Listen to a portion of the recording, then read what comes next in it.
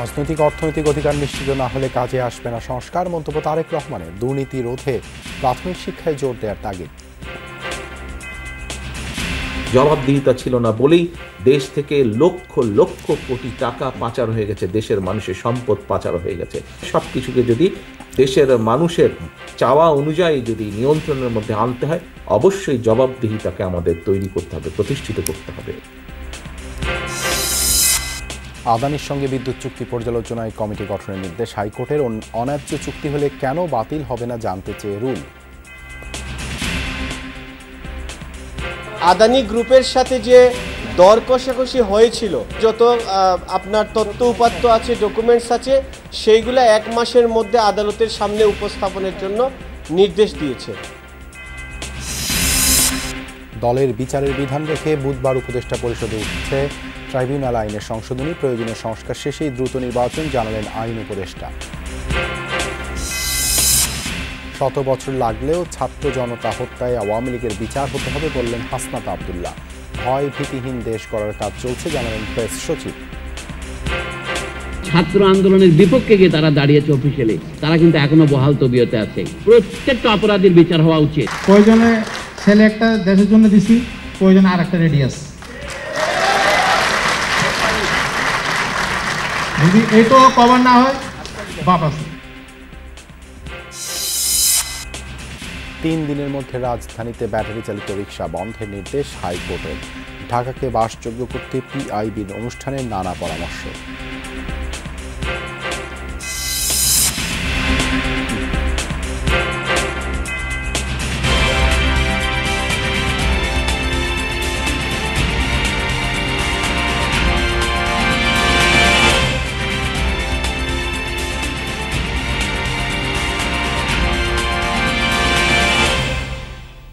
আমন্ত্রণ যমুনা নিউজে আপনাদের সঙ্গে আছে আমি দেবাশিস রঞ্জন সরকার। এতক্ষণ শিরোনাম দেখছিলেন। মানুষের রাজনৈতিক ও অর্থনৈতিক অধিকার নিশ্চিত না হলে কোনো সংস্কারই কাজে আসবে না বলে মন্তব্য করেছেন বিএনপির ভারপ্রাপ্ত চেয়ারম্যান তারেক রহমান। রাজধানীর ডিপ্লোমা ইঞ্জিনিয়ার্স ইনস্টিটিউটে ঢাকা বিভাগীয় প্রশিক্ষণ কর্মশালায় ভার্চুয়ালি যুক্ত হন তিনি। বলেন, আওয়ামী লীগের 17 বছর জবাবদিহিতা ছিল না বলেই গুম, খুন, অর্থপাচার, লুটপাট ও নিশি রাতের নির্বাচন হয়েছে। সবকিছু ঠিক করতে হলে সুষ্ঠু ভোটের বিকল্প নেই। পরপরের দুবার হবে না। বিএনপি ঘোষিত রাষ্ট্র কাঠামো মেরামতের 31 দফা ও জনসম্পৃক্ততা বিষয়ে ঢাকা বিভাগীয় প্রশিক্ষণ কর্মশালা। এতে ভার্চুয়ালি যুক্ত হয়ে নেতাকর্মীদের বিভিন্ন প্রশ্নের জবাব দেন তারেক রহমান। কর্মশালায় ভবিষ্যৎ বাংলাদেশে বিএনপি কিভাবে কাজ করবে তার দিক নির্দেশনা দেয়া হয়। সারা দেশের মানুষের মাঝে সচেতনতা সৃষ্টিতে ঢাকা বিভাগের নেতাকর্মীদের মাঝে প্রশিক্ষণ সামগ্রী তুলে দেয়া হয়। কর্মশালা শেষে নেতাকর্মীদের উদ্দেশ্যে বক্তব্য রাখেন তারেক রহমান। বলেন, দেশের মানুষের রাজনৈতিক ও অর্থনৈতিক অধিকার নিশ্চিত করা না গেলে সংস্কার কোনো কাজে আসবে না। যে আমরা যাই করি না কেন, দেশের মানুষের রাজনৈতিক এবং অর্থনৈতিক অধিকার যদি আমরা প্রতিষ্ঠিত করতে না পারি, কোনো সংস্কার কাজে লাগবে না। যার যা ইচ্ছা করে চলে যাবে সেটি করা যাবে না। সেটা যেই হোক, সরকার হোক, বিরোধী দল হোক, যে কোনো রাজনৈতিক দল হোক, রাজনৈতিক কর্মী হোক, উপজেলার চেয়ারম্যান হোক, পৌরসভার চেয়ারম্যান হোক, কাউন্সিলর হোক, মেম্বার হোক, যেই হোক না কেন, প্রত্যেকের একটি জবাবদিহিতা থাকতে হবে জনগণের কাছে। তারেক রহমান বলেন, জবাবদিহিতা ছিল না বলেই আওয়ামী লীগের সময় গুম, খুন, লুটপাট, নিশিরাতের নির্বাচন ও বিদেশে অর্থ পাচার হয়েছে। বিএনপি জনগণের কাছে জবাবদিহিতা নিশ্চিত করবে। জবাবদিহিতা ছিল না বলেই দেশ থেকে লক্ষ লক্ষ কোটি টাকা পাচার হয়ে গেছে, দেশের মানুষের সম্পদ পাচার হয়ে গেছে। এই সব কিছুকে যদি আমাদের ঠিক করতে হয়, সব কিছুকে যদি দেশের মানুষের চাওয়া অনুযায়ী যদি নিয়ন্ত্রণের মধ্যে আনতে হয়, অবশ্যই জবাবদিহিতাকে আমাদের তৈরি করতে হবে, প্রতিষ্ঠিত করতে হবে, এবং সেটি একমাত্র সম্ভব সঠিক ভোট প্রয়োগের অধিকার প্রতিষ্ঠার মাধ্যমে।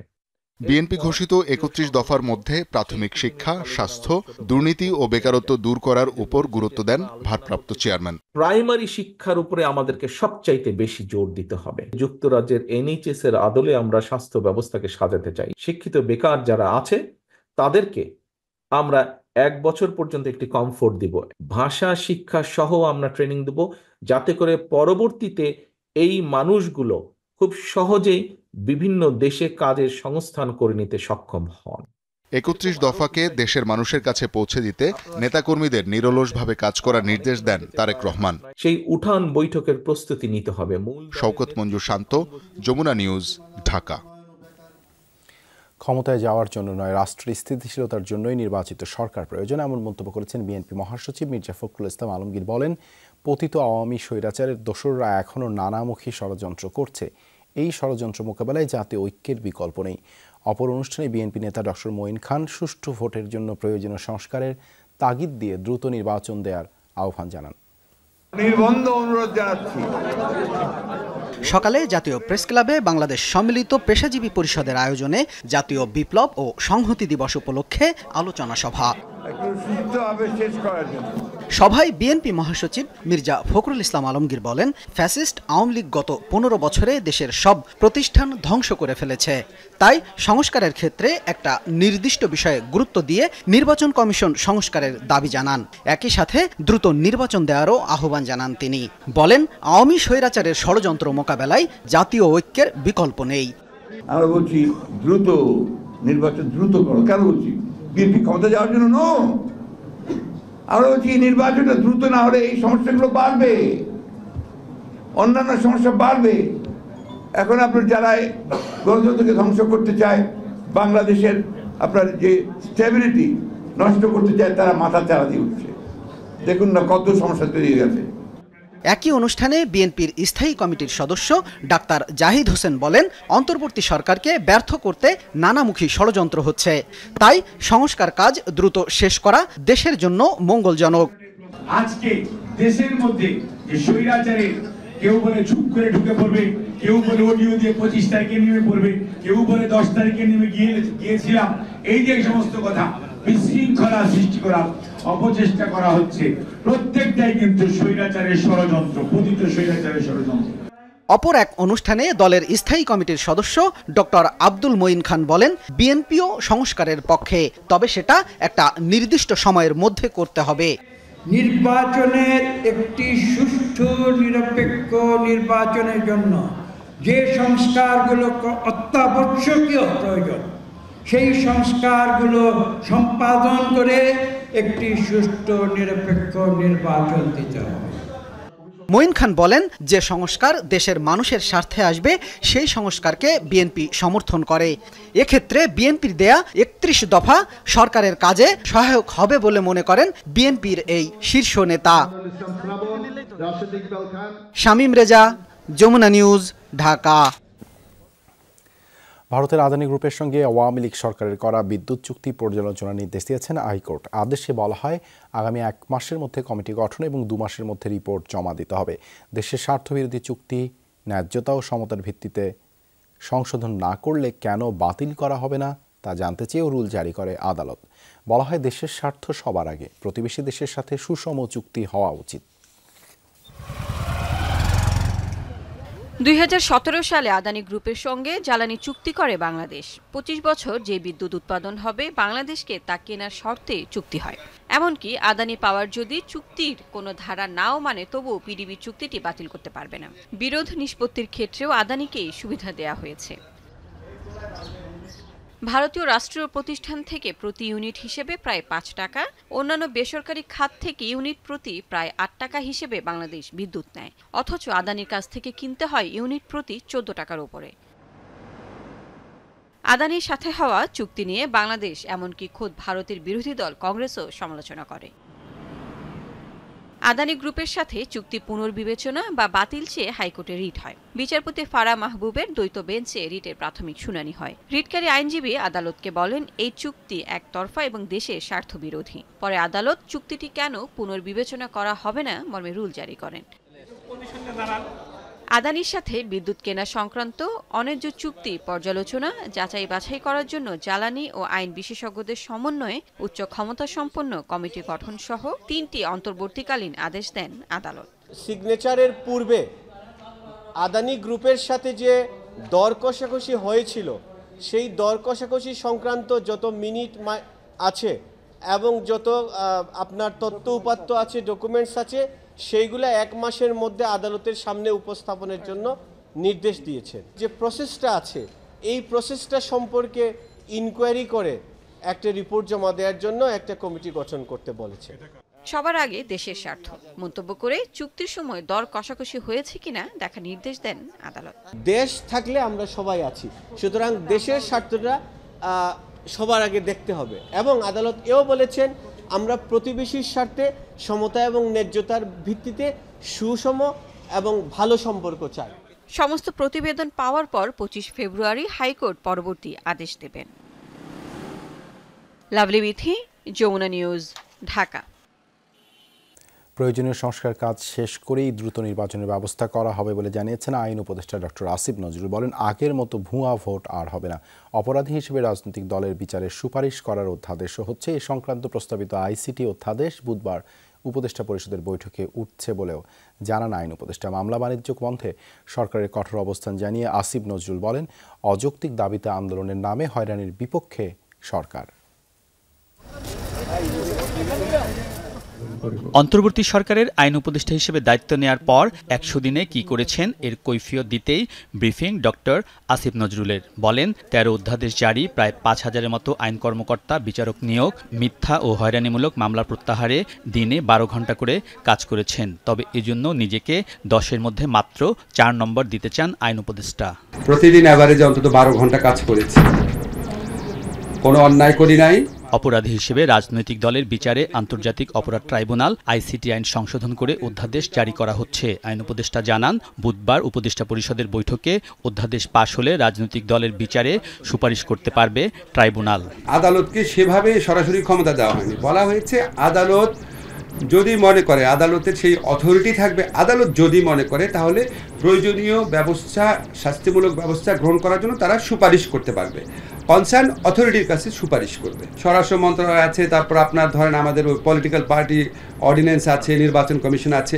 আগামীকাল উপদেষ্টা পরিষদের মিটিংয়ে সেই অ্যামেন্ডমেন্টটা তোলা হবে। উপদেষ্টা পরিষদ গ্রহণ করলে সম্ভবত বৃহস্পতিবারের মধ্যেই এটা আইনে পরিণত হবে। উপদেষ্টা বলেন, বিভিন্ন জায়গায় মামলা বাণিজ্য হচ্ছে, এর বিরুদ্ধে কঠোর ব্যবস্থা নেবে সরকার। যারা হয়রানিমূলক মামলা করছেন, মিথ্যা মামলা করছেন এবং বাণিজ্যমূলক মামলা করছেন, কাউকে কাউকে থ্রেটও দেওয়া হচ্ছে যে টাকা না দিলে মামলা করা হবে। আপনারা কিছু মনে রেখেন, আমি যদি এই মন্ত্রণালয়ে থাকি, আপনাদের কিভাবে শাস্তি দেওয়া যায় সেটার আইন আমি খুঁজে বের করব। যৌক্তিক দাবি ছাড়াই রাস্তা অবরোধ করে আন্দোলন হচ্ছে, এর বিরুদ্ধে সরকার সামনে আরো কঠোর হবে বলে সতর্ক করেছেন উপদেষ্টা। ট্রেনের মধ্যে ইট মেরে আপনার নারী শিশু তাদেরকে আহত করা হচ্ছে, এটা কি ধরনের আন্দোলন? আর আপনি ওভারনাইট বলবেন একটা কলেজকে বিশ্ববিদ্যালয় বানায় দিবে, তা এইচএসসি পরীক্ষা দিব না, আমার রেজাল্ট বদলায় দিতে হবে। বেশি নরম থাকছি দেখে পেয়ে বসছে, তখন আমাদের শক্ত হওয়ার সুযোগ সৃষ্টি হবে। শক্ত যখন হব, খুব ভালোভাবেই হব। ভারতের সাথে বন্দি বিনিময় চুক্তি থাকলেও শেখ হাসিনা যেন অন্য দেশে চলে না যায়, এজন্য রেড অ্যালার্ট জারি করা হয়েছে। ফোন কলে নানা বার্তা দিয়ে শেখ হাসিনা কর্মীদের বিপদে ফেলছে বলেও অভিযোগ উপদেষ্টার। আপনি আপনার বৃহত্তর পরিবারকে নিয়ে কাউকে না জানিয়ে যেভাবে পালিয়ে গেলেন, আর আমাদের যে প্রতিনিয়ত উস্কান, এই বিক্ষোভ করার জন্য, উস্কানিমূলক কাজ করার জন্য, সন্ত্রাসমূলক কাজ করার জন্য, এই ব্যাপারে আপনার নিজের ব্যাখ্যা কি? উনি ওনার ভাগ্নে টাগ্নে তাদেরকে এই সরকার পতনের 2-3 দিন আগে নিরাপদে পাঠিয়ে দিয়েছিলেন কেন? ওনার যারা নেতাকর্মী আছে তাদের উচিত ওনার পার্সোনাল জবাবদিহিতা চাওয়া। নির্বাচন ও সংস্কার প্রসঙ্গে ডক্টর আসিফ নজরুল বলেন, সংস্কার শেষ করেই নির্বাচন দিবে সরকার। যৌক্তিক সময়ের বাইরে একদিনও ক্ষমতায় থাকতে চান না তারা। আমরা মোস্ট এসেনশিয়াল কিছু সংস্কার করে যত দ্রুত সম্ভব নির্বাচন দেব। আমরা খালি জাস্ট এই জিনিসটা চাই না যে আপনার আগের মতো কোনো ভুয়া নির্বাচন হোক। অন্তর্বর্তীকালীন সরকারে যারা আছেন ওনাদের অধিকাংশই যত তাড়াতাড়ি সম্ভব নিজের নিজের পেশায় ফিরে যাওয়ার জন্য আগ্রহী। জুলাই গণহত্যায় 1 জুলাই থেকে 5 আগস্ট পর্যন্ত সকল ফৌজদারি মামলা প্রত্যাহার করেছে আইন মন্ত্রণালয়। বাতিল হচ্ছে সাইবার নিরাপত্তা আইনের মত প্রকাশের স্বাধীনতার মামলাও। আলমগীর স্বপন, যমুনা নিউজ, ঢাকা। অনুশোচনাবিহীন খুনি ফ্যাসিস্টদের বিচার অবশ্যই করতে হবে বলে জানিয়েছেন প্রধান উপদেষ্টার প্রেস সচিব শফিকুল আলম। অন্যদিকে বৈষম্যবিরোধী ছাত্র আন্দোলনের আহ্বায়ক হাসনাত আবদুল্লাহ বলেছেন, আওয়ামী লীগের বিচার বর্তমানে প্রাসঙ্গিক, দলটি নির্বাচনে অংশ নিতে পারবে কি না সেটা মোটেই প্রাসঙ্গিক নয়। জাতীয় জাদুঘর মিলনায়তনে নতুন বাংলাদেশ নিয়ে এক আলোচনা অনুষ্ঠানে এসব কথা বলেন তারা। অনুষ্ঠানে আরও কথা বলেন শহীদ পরিবারের সদস্য, শিক্ষক, অভিনয়শিল্পী সহ আরও অনেকে। প্রধান উপদেষ্টার প্রেস সচিব শফিকুল আলমকে প্রশ্ন করতে গিয়ে জাতীয় জাদুঘর মিলনায়তনে রীতিমতো হট্টগোল শুরু হয়। বিকেলে সেখানে ছিল কি চাই নতুন বাংলাদেশের শীর্ষক ফোরাম আলোচনা। প্রেস সচিব শফিকুল আলম বলেন, যেসব ফ্যাসিস্টের হাতে শহীদের রক্ত লেগে আছে তাদের বিচার অবশ্যই করতে হবে। খুনিদের কৃতকর্মের জন্য যেমন অনুশোচনা নেই, তেমনি তারা তৎপর অপপ্রচার চালাতে। যাদের হাতে রক্ত আছে, যারা এই ফ্যাসিজম এনেবল করেছে, তাদের আগে বিচার হতে হবে। আস্তে আস্তে কথা বলা শুরু হওয়ার কারণে এরা এখন বড় একটা গল্প নিয়ে আসছে। এদের মধ্যে কোনো অনুশোচনা নাই, বরঞ্চ ওরা একটা বড় একটা গল্প নিয়ে আসছে। কি 3000 পুলিশ মারা গেছে, তারা যে নির্মমভাবে খুন করেছে সেটাকে তারা জাস্টিফাই করার চেষ্টা করছে। আলোচনায় অধ্যাপক সলিমুল্লাহ খান ঢাকা বিশ্ববিদ্যালয় শিক্ষক সমিতির বিচার দাবি করেন। ঢাকা বিশ্ববিদ্যালয় শিক্ষক সমিতি গত 15 বছরে কি ভূমিকা পালন করেছে এটা বলুন। তাদের কি বিচার হওয়া উচিত নয়? ছাত্র আন্দোলনের বিপক্ষে গিয়ে তারা দাঁড়িয়েছে অফিসিয়ালি, তারা কিন্তু এখনো বহাল তবিয়তে আছে। প্রত্যেকটা অপরাধীর বিচার হওয়া উচিত।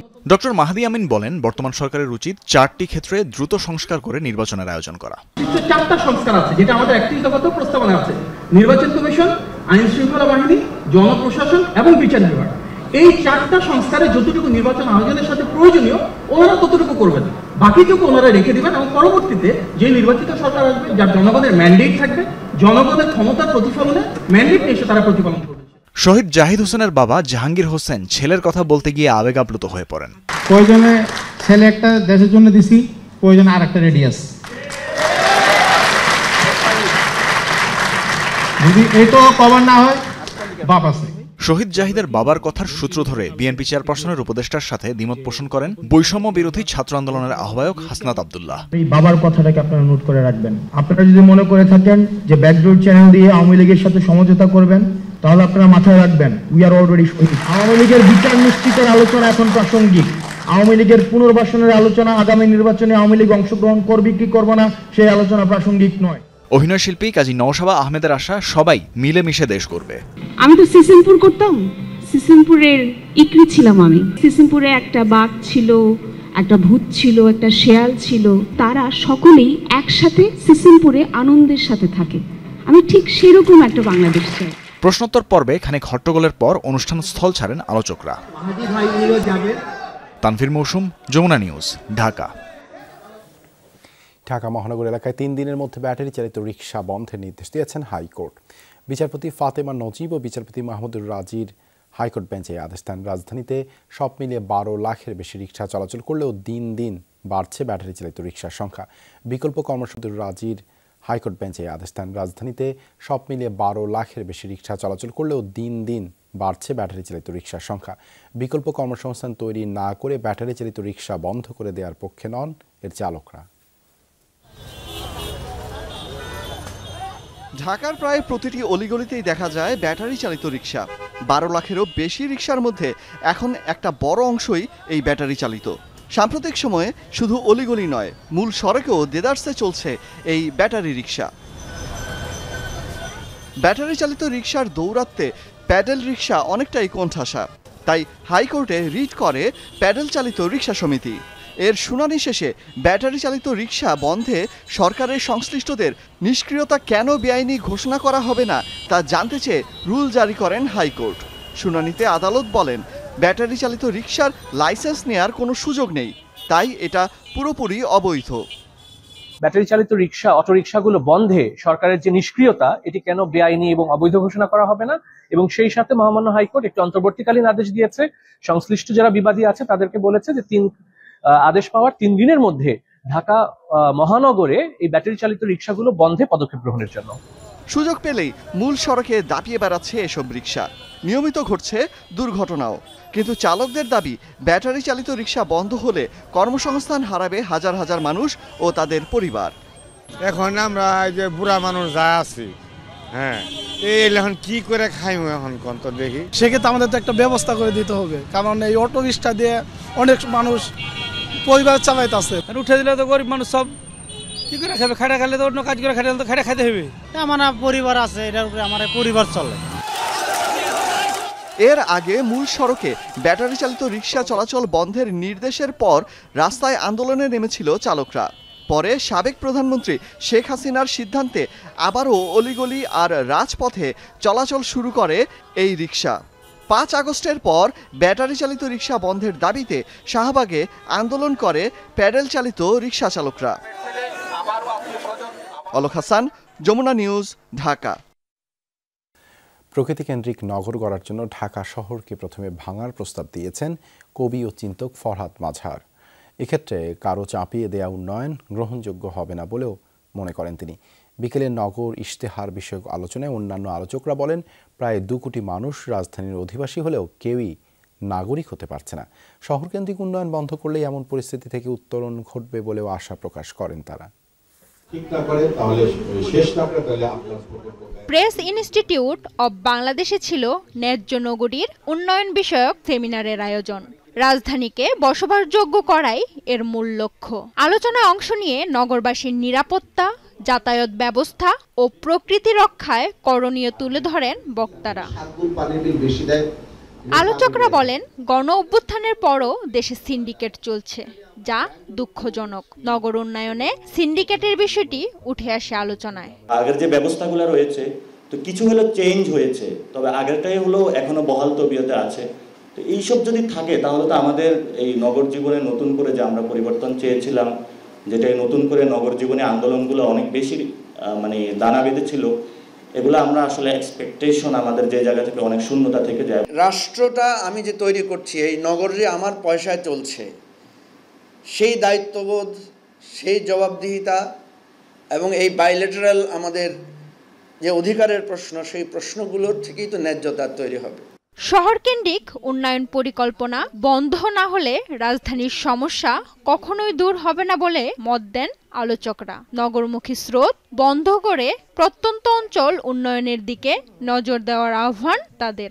শহর ভাঙতে হবে, কিন্তু এমনভাবে ভাঙতে হবে যে যারা এই ভাঙার মধ্যে, এই ভাঙার যে প্রক্রিয়া, সেই ভাঙার প্রক্রিয়ার মধ্যে যেন তারা ক্ষতিগ্রস্ত না হয়।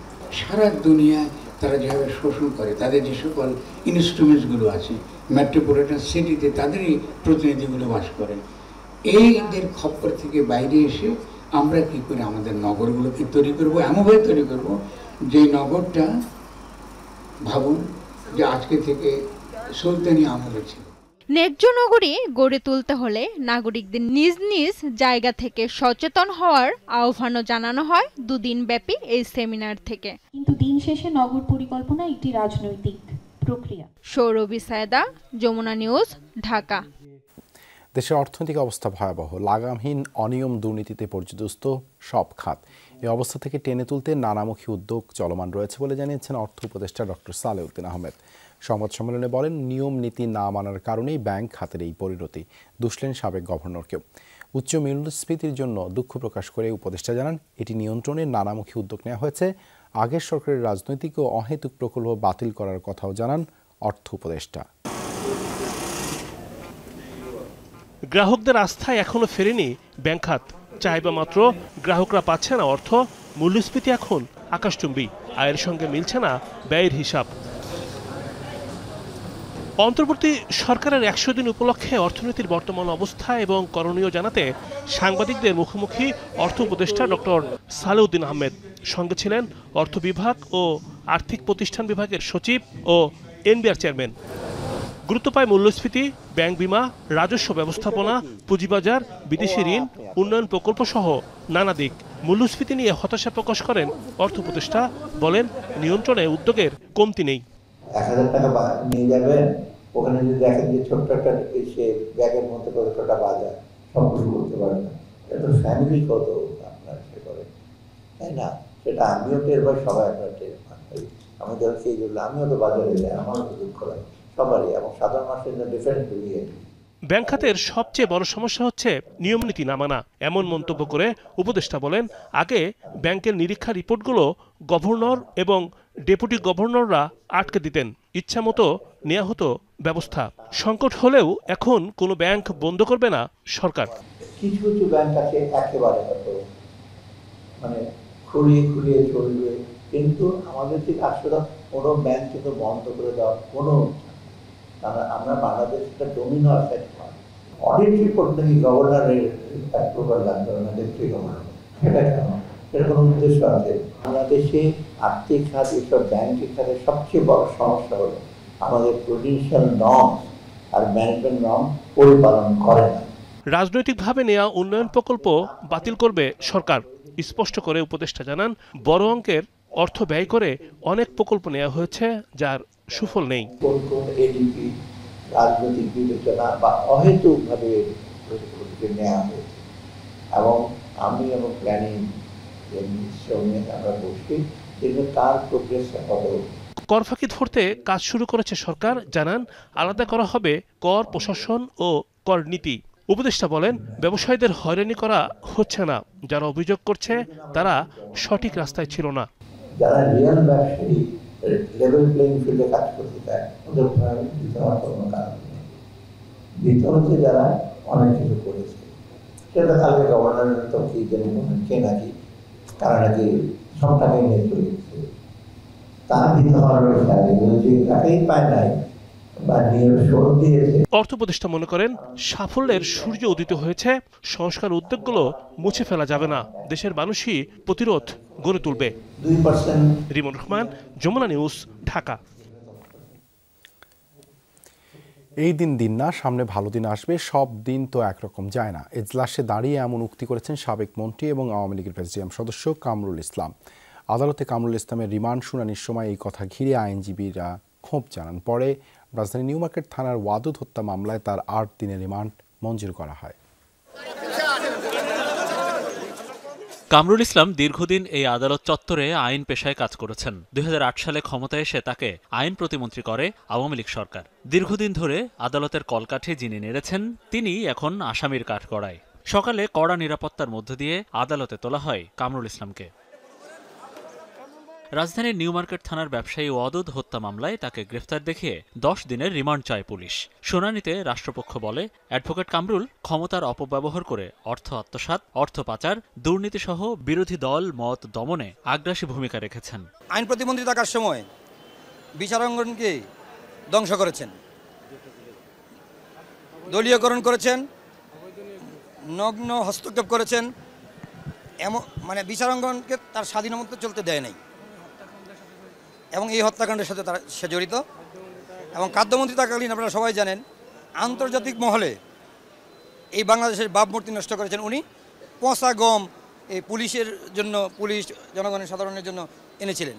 আসামিপক্ষ রিমান্ড আবেদনের বিরোধিতা করে। এ সময় আদালত কামরুল ইসলামকে কিছু বলার অনুমতি দিলে তিনি কোনো হত্যাকাণ্ডে জড়িত নয় বলে দাবি করেন। এ সময় রাষ্ট্রপক্ষের আইনজীবী তাকে গণহত্যার পরিকল্পনাকারী বলেন। উত্তরে কামরুল আইনজীবীদের উদ্দেশ্যে বলেন সামনে তাদেরও ভালো দিন আসবে। এটা শুনে ক্ষোভ প্রকাশ করে রাষ্ট্রপক্ষ ও এজলাসে থাকা বিএনপিপন্থী আইনজীবীরা। কিছুক্ষণ হট্টগোলের পর আদালত কামরুল ইসলামের 8 দিনের রিমান্ড মঞ্জুর করেন। অ্যাডভোকেট কামরুল ইসলাম এই ঘটনার সাথে সম্পৃক্ত না, এই ঘটনার সময় উনি উপস্থিত ছিলেন না এবং ইন্ধনও দিয়েছিলেন না, নির্দেশও দিয়েছিলেন না। বাদীটা এজারে স্পষ্ট বলেছে, সেই ব্যাপারে বাদীও আমাকে অভিযোগ করে নেয়। সোমবার রাজধানীর উত্তরা থেকে সাবেক খাদ্যমন্ত্রী কামরুল ইসলামকে গ্রেফতার করে পুলিশ। তার বিরুদ্ধে 25টির বেশি মামলা রয়েছে। পর্যায়ক্রমে অন্য মামলাগুলোতেও গ্রেফতার দেখানো হবে বলে জানিয়েছেন তদন্ত কর্মকর্তারা। মনিরুল ইসলাম, যমুনা নিউজ, ঢাকা। তিতুমির কলেজকে বিশ্ববিদ্যালয় করা সম্ভব কিনা এ বিষয়ে পর্যালোচনায় 7 কর্মদিবসের মধ্যে একটি কমিটি গঠনের সিদ্ধান্ত হয়েছে। বিকেলে সচিবালয়ে শিক্ষার্থী প্রতিনিধিদের সঙ্গে বৈঠকে এই সিদ্ধান্ত হয়। সে সময় পর্যন্ত আন্দোলন স্থগিতের ঘোষণা দিয়েছে শিক্ষার্থীরা। এর আগে মঙ্গলবারও সারাদিন আন্দোলনে উত্তাল ছিল তিতুমির ক্যাম্পাস। কড়া পুলিশি পাহারায় ক্যাম্পাসে ক্লোজড ডাউন কর্মসূচি পালন করে তারা। স্বতন্ত্র বিশ্ববিদ্যালয়ের দাবিতে অনড় তিতুমির কলেজের আন্দোলনরত শিক্ষার্থীরা। তিতুমির ঐক্যের ব্যানারে শিক্ষার্থীদের আজ ছিল ক্লোজড ডাউন কর্মসূচি। ক্লাস পরীক্ষায় অংশ নেয়নি শিক্ষার্থীরা, অবস্থান নেয় ক্যাম্পাসে। কিছুক্ষণ পরপর করে বিক্ষোভ মিছিল। শিক্ষার্থীরা বলেন তিতুমিরকে বিশ্ববিদ্যালয় করার দাবি সেই 1997 সাল থেকে। কি তাদের দাবির যৌক্তিকতা? 2005 সালেই তিতুমির কলেজকে তিতুমির বিশ্ববিদ্যালয়ের জন্য সিদ্ধান্ত গ্রহণ হয়, কিন্তু পলিটিক্যাল সিদ্ধান্তের জন্য এরা আটকে গেছে কোনো কারণে। প্রকৃত শিক্ষা যেখানে হবে, যেখানে গবেষণা হবে, যেখানে ক্লাসরুম বাড়বে, শিক্ষার্থী সংখ্যা কমিয়ে আনবে, তারা এ ধরনের কোনো ডিসিশন আজ পর্যন্ত নেয়নি। ওই সরকারগুলো এইভাবে গুরুত্বভাবে দেখে নাই। এই সরকার যেহেতু বৈষম্য বিরোধী ছাত্র আন্দোলনের মাধ্যমে উত্থান হয়ে আসছে, তাহলে অবশ্যই কোনো বৈষম্য রাখবে না। সোমবার যারা ট্রেনে হামলা চালিয়েছে তাদের শনাক্ত করে আইনের আওতায় আনতে চান আন্দোলনরত শিক্ষার্থীরা। আন্দোলন অবস্থায় আমাদের উপর থেকে কেন ট্রেন চালানো হলো সেটার জন্য আমি রেল কর্তৃপক্ষের কাছে জবাব চাই। এবং আমরা সিদ্ধান্ত নিয়েছি তিতুমির ঐক্য যারা এই ঘটনার সাথে জড়িত আছে আমরা থানায় জিডি করব, তদন্ত সাপেক্ষে যারা এটা করেছে তাদের বিচার যেন হয়। সচিবালয়ে বিকেলে শিক্ষার্থী প্রতিনিধিদের সঙ্গে বৈঠক হয় উপদেষ্টা নাহিদ ইসলাম ও শিক্ষা মন্ত্রণালয়ে প্রধান উপদেষ্টার বিশেষ সহকারীর। অংশ নেন তিতুমির ঐক্যের 4 শিক্ষার্থী। সিদ্ধান্ত হয় 7 কর্মদিবসের মধ্যে কমিটি গঠনের। বিশ্ববিদ্যালয় করা সম্ভব কিনা তা যাচাই করবে সেই কমিটি। তিতুমির বিশ্ববিদ্যালয়ের ফিজিবিলিটিটা এটা কতটা কার্যকরী এবং তিতুমির বিশ্ববিদ্যালয় হওয়ার পরে যে সমস্যাগুলো হইতে পারে এই ব্যাপারগুলো পর্যালোচনা করার জন্য আগামী 7 কর্মদিবসের মধ্যে একটা কমিটি করে দিবে এবং এই কমিটিকে একটা সময় বেঁধে দেওয়া হবে যে সময়ের মধ্যে এই পুরো দাবিগুলো তারা হচ্ছে যে প্রতিবেদন আকারে জমা দেবে। শিক্ষার্থীরা জানান এই সময়টায় তাদের আন্দোলন স্থগিত থাকবে। আখলাকুস সাফা, যমুনা নিউজ, ঢাকা। 2 সপ্তাহ পর রাজধানীর সিটি কলেজে শুরু হলো মাঠ দান। মঙ্গলবার সকাল থেকেই স্বাভাবিক নিয়মে ক্লাসে যোগ দিতে পেরে খুশি শিক্ষার্থীরা। অধ্যক্ষকে অপসারণ সহ বেশ কিছু দাবিতে ছাত্র আন্দোলনের জেরে গত 4 নভেম্বর বন্ধ করা হয়েছিল সিটি কলেজ। এখন থেকে প্রতি মাসে শিক্ষার্থীদের সাথে মত বিনিময় করার কথা জানালেন কলেজের ভারপ্রাপ্ত অধ্যক্ষ। শিক্ষার্থীদের উপস্থিতিতে চিরচেনা রূপে ফিরেছে ক্লাসরুম। পাঠদান করছেন শিক্ষক। 14 দিন বন্ধের পর রাজধানীর সিটি কলেজে শুরু হলো ক্লাস। গত কয়েকদিনের পাঠ বিরতি শেষে পূর্ণ উদ্যমে পড়ালেখা শুরু করলেন শিক্ষার্থীরা। মনোযোগী হয়ে ঠিকঠাক ক্লাস করতে পারছি। সব টিচারদের ব্যবহার সব নরমাল ছিল। নতুন ক্লাস শুরু হয়েছে তো আমরা সবাই ক্লাস করলাম। টিচারদের ব্যবহার অনেক ভালো। ক্লাসে আসছি, সবার সাথে দেখা হয়েছে, ভালো লাগতেছে। বাসায় আসলে আমার ওরকম পড়া হয়নি, ভালো লাগছে এখন অনেকদিন পর কলেজে এসে। শিক্ষার শান্তিপূর্ণ পরিবেশ ফিরে আসায় স্বস্তি অভিভাবকদের মধ্যেও। কয়েকদিন বন্ধ থাকার পর এখন স্বতঃস্ফূর্তভাবে প্রিন্সিপাল স্যারের অনুমতিক্রমে কলেজ চালানো হচ্ছে। কলেজ এতদিন বন্ধ ছিল, বাচ্চারা তো একদমই পড়াশোনা করেনি, কিন্তু এখন কলেজগুলো তো আমাদের বাচ্চাদের জন্য ভালো, আমাদের জন্য ভালো। সিটি কলেজের ভারপ্রাপ্ত অধ্যক্ষ জানিয়েছেন এখন থেকে প্রতি মাসে শিক্ষার্থীদের দাবি দেওয়া নিয়ে বৈঠক হবে। উৎসবমুখর পরিবেশে ক্লাস শুরু হয়েছে এবং আশা করি মাঝখানে যে সাময়িক সমস্যা সেটা তারা ভুলে গেছে এবং আমরা ভুলে গেছি এবং আমরা পূর্ণোদ্যমে আবার পাঠদান ও শিক্ষাদান কার্যক্রম এগিয়ে নিয়ে যাব। আন্দোলনের জেরে 4 নভেম্বর বন্ধ করা হয়েছিল সিটি কলেজ। নুনবী সরকার, যমুনা নিউজ, ঢাকা। রাজধানী বকশীবাজারে আলিয়া মাদ্রাসা মাঠে ও ভবনে অস্থায়ী আদালতের কার্যক্রম বন্ধের দাবি জানিয়েছে শিক্ষার্থীরা। দুপুরে আলিয়া মাদ্রাসা মাঠে বিক্ষোভ মিছিল এবং সংবাদ সম্মেলন করে তারা। এ সময় শিক্ষার্থীরা বলেন জীবন দিয়ে হলেও তারা মাঠ রক্ষায় প্রস্তুত। 26 নভেম্বরের মধ্যে অস্থায়ী আদালত অপসারণ করে স্থাপনাটি মাদ্রাসা কর্তৃপক্ষের কাছে হস্তান্তর করারও দাবি করেন। দাবি মানা না হলে প্রয়োজনে আগামীতে আরও বড় কর্মসূচি দেওয়ার হুঁশিয়ারিও দেন। পরে দাবি মানা না হলে 28 নভেম্বর থেকে লাগাতার অনশন কর্মসূচি পালনের ঘোষণা দেওয়া হয়। কখনো বা বকশীবাজার কেন্দ্রীয় খেলার মাঠ নামে আমাদের এই সরকারি মাদ্রাসায় আলিয়ার নিজস্ব সম্পত্তিকে তারা দখল করার সর্বোচ্চ পায় তারা চেষ্টা করেছে। স্বৈরাচারের কোনো চিহ্ন, কোনো পদদুলি এই আলিয়ার মাটিতে আমরা থাকতে দিব না। আমরা আমাদের আলিয়া মাদ্রাসার কেন্দ্রীয় খেলার মাঠে এই আদালত আর দেখতে চাই না। বিএনপির মতো জামায়াতে ইসলামীও চায় না আওয়ামী লীগ নিষিদ্ধ হোক, এমন মন্তব্য করেছেন জামায়াতে ইসলামীর আমির ডাক্তার শফিকুর রহমান। পূর্ব লন্ডনে এক সংবাদ সম্মেলনে তিনি বলেন অন্তর্বর্তী সরকারের মেয়াদ 4 বছর হলে তা বেশি হয়ে যাবে। ঐক্যবদ্ধ থেকে জঙ্গিবাদ মোকাবেলায় আহ্বান জানান ডাক্তার শফিকুর রহমান। দি হিন্দুতে একটা রিপোর্ট প্রকাশ পেয়েছে, উনি বিএনপিকে কোট করে বলেছেন যে তারা চায় না আওয়ামী লীগ নিষিদ্ধ হোক। এটা তো ক্লিয়ার। আমরাও দাবি করি নাই যে আওয়ামী লীগ নিষিদ্ধ হোক। প্রধান উপদেষ্টা 4 বছরের মতো সময় ওনারা প্রয়োজনে থাকতে পারেন বলে একটা ইঙ্গিত দিয়েছে। তবে আমি যেটা বেসিক্যালি বলবো যে আমরা আসলে 4 বছর সময়টাকে টু মাচ মনে করছি। মাওলানা সাদকে ছাড়া এবার ইজতেমা হতে দেয়া হবে না, হুঁশিয়ারি দিয়েছেন তার অনুসারীরা। ডক্টর ইউনূসের সাথে দেখা করতে সকালে কাকরাইল মসজিদ থেকে রাষ্ট্রীয় অতিথি ভবন যমুনার দিকে যান সাদপন্থীরা। পরে একটি প্রতিনিধি দল প্রধান উপদেষ্টা বরাবর তার প্রেস সচিব শফিকুল আলমের কাছে স্মারকলিপি দেন। প্রেস সচিব শিগগিরই দাবি দাওয়া নিয়ে বৈঠকের আশ্বাস দেন। সকালে রাজধানীর কাকরাইল মসজিদ থেকে অন্তর্বর্তী সরকারের প্রধান উপদেষ্টার সাথে দেখা করতে রাষ্ট্রীয় অতিথি ভবন যমুনার দিকে রওনা দেন মাওলানা সাদের অনুসারীরা। তবে রমনার মোড়েই তাদের ব্যারিকেড দিয়ে আটকে দেয় পুলিশ। মুসল্লিদের অভিযোগ, ষড়যন্ত্র ও বৈষম্যমূলকভাবে তাদের মুরব্বীকে আসতে দিচ্ছে না একটি পক্ষ। মাওলানা সাদকে ছাড়া এবার ইজতেমা হতে দেয়া হবে না বলেও হুমকি দেন তার অনুসারীরা। ওনাদের মেহমান আসতে আমরা বাধা দেই না, আমাদের মেহমান আসতে কেন ওনারা বাধা দিবে? মাওলানা সাদ সাহেবের অনুসারীদেরকে যে ইজতেমা দেওয়া হলো, ওই ইজতেমাতে উনি আসবেন, বয়ান করবেন, এটা তো ইনসাফের কথা। আজকে পুরা দুনিয়া থেকে মেহমান আসার জন্য তৈয়ার, কিছু লোকের মিথ্যাচারিতার কারণে উনি আসতে পারতেছে না। এ সময় মাওলানা সাদকে বাংলাদেশে আসার অনুমতি দেওয়া করবেন। 31 জানুয়ারি থেকে 2 ফেব্রুয়ারি প্রথম ধাপ এবং 7 থেকে 9 ফেব্রুয়ারি দ্বিতীয় ধাপের বিশ্ব ইজতেমা অনুষ্ঠিত হবে। রাব্বি সিদ্দিকী, যমুনা নিউজ, ঢাকা। মাধ্যমিক ও উচ্চ মাধ্যমিক শিক্ষা অধিদপ্তরের প্রদর্শক, গবেষণা সহকারী সহ অন্যান্য পদে চূড়ান্ত ফলাফল ও প্যানেল থেকে নিয়োগের দাবিতে শিক্ষা ভবনের সামনে বিক্ষোভ কর্মসূচি করেছেন চাকরি প্রত্যাশীরা। সকাল 11টায় শিক্ষা ভবনের সামনে এ দাবি জানান চূড়ান্ত ফলাফল প্রত্যাশীরা। তারা বলেন, বিজ্ঞপ্তি প্রকাশে প্রায় 4.5 বছর পার হলেও এখনও চূড়ান্ত ফলাফল ও নিয়োগ দিতে পারেনি মাউসি। 2021 সালের সেপ্টেম্বরে প্রকাশিত সার্কুলারের পর প্রিলিমিনারি লিখিত ও মৌখিক পরীক্ষা শেষ হবার পরও চূড়ান্ত ফলাফল দেওয়া হয়নি। আন্দোলনরতরা জানান 200টি পদের জন্য প্রায় 5,000 প্রার্থীর মৌখিক পরীক্ষা নেওয়া হয়। বিভিন্ন অজুহাতে নিয়োগ প্রক্রিয়া বাতিলের পায়তারা সহ নিয়োগ বাণিজ্যের অভিযোগ করেন চাকরি প্রার্থীরা। আন্তর্জাতিক পুরুষ দিবস ছিল মঙ্গলবার। বাংলাদেশেও দিনটি পালন করে এইড ফর মেন ফাউন্ডেশন। দুপুরে ঢাকা বিশ্ববিদ্যালয়ে করা হয় র্যালি ও মানববন্ধনেতে অংশ নেয়ারা 7 দফা দাবি জানিয়ে বলেন, নারীদের কারণে পুরুষরা নির্যাতিত হলেও বিচার পাওয়া যাচ্ছে না। নারীদের মতো পুরুষের জন্য মন্ত্রণালয় চান তারা।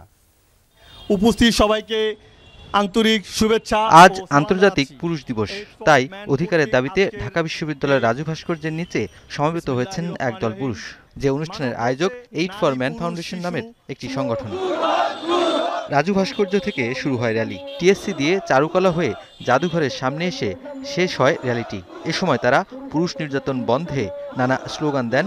র্যালি শেষে ফের জাতীয় জাদুঘরের সামনে নেন অবস্থান। সমতা এবং ন্যায্যতার ভিত্তিতে একটা লিঙ্গ নিরপেক্ষ আইন তৈরি করতে হবে, যেখানে আমরা দেখতে পাবো যে নারী বা পুরুষ বিবেচনায় নয়, মানুষ বিবেচনায় বিচার হবে। এরকম শত শত পুরুষ আছে যারা চাকরি হারায়, হারায়, সামাজিকভাবে তারা নিষ্পেষিত হয়ে যায় শুধু একটা মাত্র কারণে, নারীর মিথ্যে মামলা দেয়। এই আয়োজনে 3 জন নারীও যোগ দেন পুরুষদের সাথে। তাদের দাবি, নারী পুরুষের সহাবস্থান, থাকবে না কোনো বিভাজন। নারী নির্যাতন বিষয়ক যেসব মামলা আছে সেগুলি দেখা যাচ্ছে যে 95%ই মিথ্যা। এটা কিন্তু সত্যি। নারী কোনো অভিযোগ করলেই গ্রেপ্তারের আইন আছে। তারা আরো বলছেন, পুরুষরা নির্যাতিত হলে খবর রাখে না রাষ্ট্র। নারী এবং শিশু বিষয়ক মন্ত্রণালয় যেখানে আছে সেখানে পুরুষদেরকে রাখা হয়নি। কেউ কেউ দেখতেছি যে হাসি চল করছেন, কেউ কেউ একটু কিউরিওসিটি করছেন, এই যে দেখো এরা পুরুষরা নির্যাতিত হয়েছে, আমরা নির্যাতিত না ভাই। 1992 সালে ওয়েস্ট ইন্ডিজে থমাস অস্টার নামে এক ব্যক্তি আন্তর্জাতিক পুরুষ দিবসের সূচনা করেন। পুরুষের প্রতি বৈষম্য দূর ও ন্যায় বিচারের দাবিতে বিশ্বব্যাপী এই দিবসটি পালন করা হয়। নুনবী সরকার, যমুনা নিউজ, ঢাকা। দিন বদলে আসে 2004 সালে পাড়ি জমান সংযুক্ত আরব আমিরাতে। শুরুতে জাহাজ মেইনটেন্যান্স কোম্পানিতে চাকরি করলেও পরবর্তীতে নিজস্ব ব্যবসার মধ্যে দিয়ে কপাল খোলে চট্টগ্রামের শোয়েব শিকদারের। একে একে বনে যান 5টি প্রতিষ্ঠানের মালিক, তৈরি করেছেন শত শত প্রবাসীর কর্মসংস্থান। দুবাই থেকে সহকর্মী মেহেদি রুবেলের পাঠানো প্রতিবেদনে বিস্তারিত। জাহাজ নির্মাণ ও মেইনটেনেন্স শিল্পের ব্যাপক চাহিদা রয়েছে সংযুক্ত আরব আমিরাতের দুবাইয়ে। খাতটিতে এতদিন বাংলাদেশিদের অংশগ্রহণ কম থাকলেও ধীরে ধীরে তা বাড়ছে। রীতিমতো ভিনদেশি ব্যবসায়ীদের সাথে পাল্লা দিয়ে আধিপত্য বিস্তার করছেন প্রবাসী বাংলাদেশিরা। এমনই একজন চট্টগ্রামের শোয়েব শিকদার। ভাগ্যবদলের আশায় 2004 সালে মধ্যপ্রাচ্যে পাড়ি জমান শোয়েব শিকদার। দুবাইয়ের একটি মেইনটেনেন্স কোম্পানিতে চাকরির মাধ্যমে শুরু করেন প্রবাসী যাত্রা। সময়ের পরিক্রমায় একসময় নিজেই জড়িয়ে যান জাহাজ নির্মাণ শিল্পের সাথে। শুরু করেন জাহাজের স্পেয়ার পার্টসের ব্যবসা। বনে যান একে একে 5টি প্রতিষ্ঠানের মালিক। আমার 4-5টা প্রতিষ্ঠান আছে, একটা হোটেল আর একটা কোম্পানিতে অলমোস্ট আমার 120 এমপ্লয়ার আছে। এখানের ভিতরে হচ্ছে 100 এমপ্লয়ার হচ্ছে আমাদের বাংলাদেশি। এবার দুবাইয়ের জেদাফ এলাকায় আরও একটি প্রতিষ্ঠানের উদ্বোধন করলেন শোয়েব শিকদার, যার যাত্রা শুরু হয় দুবাই হাসপাতালের প্রধান ডক্টর খালেদ আল মেহেরির হাত ধরে। আমরা শিপ অ্যান্ড বোট রিপেয়ার আর মেনটেন্যান্সের কাজ সম্পূর্ণ বড় বড় যেগুলো শিপ আছে, শিপ রিপেয়ার আমাদের কাজ মূলত। উদ্বোধনী অনুষ্ঠানে উপস্থিত ছিলেন প্রতিষ্ঠানের পার্চেসিং ম্যানেজার জোবায়ের, বিশিষ্ট ব্যবসায়ী ফরিদুল আলম তাজ, ফয়জুল ইসলাম করিম সহ দেশি বিদেশি অনেক ব্যবসায়ী। নূতন প্রতিষ্ঠানের সর্বাঙ্গীন সফলতা কামনা করেন তারা। এখানে অনেকজনের কর্মসংস্থান আছে, তার মধ্যে বাংলাদেশি প্রায়োরিটি বেশি, বাংলাদেশের মধ্যে মানুষ বেশি প্রায়োরিটি দিচ্ছে। আমরা আমাদের পক্ষ থেকে ওনাকে ধন্যবাদ মোবারকবাদ জানাচ্ছি এবং আগামীতেও যেন এই আরও ব্যবসা প্রতিষ্ঠান দীর্ঘই এবং আরও এখানে নিক্ষর করে আমরা আল্লাহর দরবারে এই দোয়া কামনা করি। জাহাজের স্পেয়ার পার্টসের ব্যবসা ছাড়াও রেস্টুরেন্ট, সুপারমার্কেট সহ অন্যান্য বাণিজ্যিক প্রতিষ্ঠান রয়েছে প্রবাসী উদ্যোক্তা শোয়েব শিকদারের। মেহেদি রুবেল, যমুনা নিউজ, সংযুক্ত আরব আমিরাত। লেবানন বিএনপি কেন্দ্রীয় কমিটি গঠনের নানা অনিয়ম হয়েছে বলে অভিযোগ উঠেছে। এই সিদ্ধান্ত বাতিলের দাবি জানিয়েছেন লেবানন বিএনপির আহ্বায়ক কমিটির নেতারা। রোববার লেবাননের দাওরায় অনুষ্ঠিত এক সংবাদ সম্মেলনে এ দাবি উত্থাপন করেন আহ্বায়ক কমিটির সদস্য সচিব শিহাবুদ্দিন। সভায় সদস্য নির্বাচনে স্বাক্ষর জালিয়াতির অভিযোগ তুলেন কমিটির অন্যান্য সদস্যরা। কেন্দ্রীয় দলের নেতৃত্বে এই কমিটি বাতিল করে পুনরায় নির্বাচনের দাবি জানানো হয়। সম্মেলনে উপস্থিত ছিলেন জাহিদ সরকার, আসাদুল কবির, রফিকুল ইসলাম, SK শারফিন, বিলাল হোসেন তুষার সহ সংগঠনের বহু সদস্য ও সাংবাদিকরা।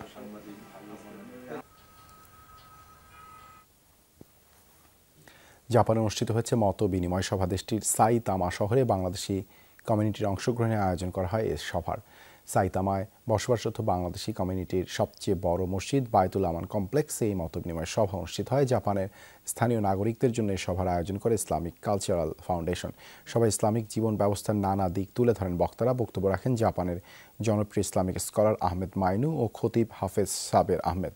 সভায় আরও উপস্থিত ছিলেন ইসলামিক ফাউন্ডেশনের চেয়ারম্যান আব্দুল মালেক সহ অন্যান্য সদস্যরা। বাংলাদেশিদের পাশাপাশি এই আয়োজনে অংশ নেয় জাপানের শতাধিক স্থানীয় নাগরিক। বাংলাদেশ বিজনেস ফোরাম বাহরাইনের সভাপতি আইনুল হক সরকারের শ্বশুরের মৃত্যুতে শোক সভা ও দোয়া মাহফিল আয়োজিত হয়েছে দেশটিতে। বাংলাদেশ বিজনেস ফোরাম বাহরাইনের উদ্যোগে এই আয়োজন করা হয়। সোমবার বাহরাইনের আলীপুরি শহরের সংগঠনের মিলনায়তনে ছিল এই আয়োজন। আবুল বাশিরের সভাপতিত্বে অনুষ্ঠানটি পরিচালনা করেন মিজানুর রহমান। সভায় প্রধান অতিথি ছিলেন বাহরাইন বাংলাদেশে দূতাবাসের কর্মকর্তা AKM মহিউদ্দিন কায়েস। বিশেষ অতিথি হিসেবে উপস্থিত ছিলেন দূতাবাসের শ্রম সচিব মাহফুজুর রহমান। এছাড়াও ছিলেন মোহাম্মদ আব্দুল মুইজ চৌধুরী, আবুল কালাম আজাদ, মোহাম্মদ জসিম উদ্দিন, হুমায়ুন, জয়নাল আবেদিন সহ আরও অনেকে। সভা শেষে দোয়া মাহফিলের আয়োজন করা হয়।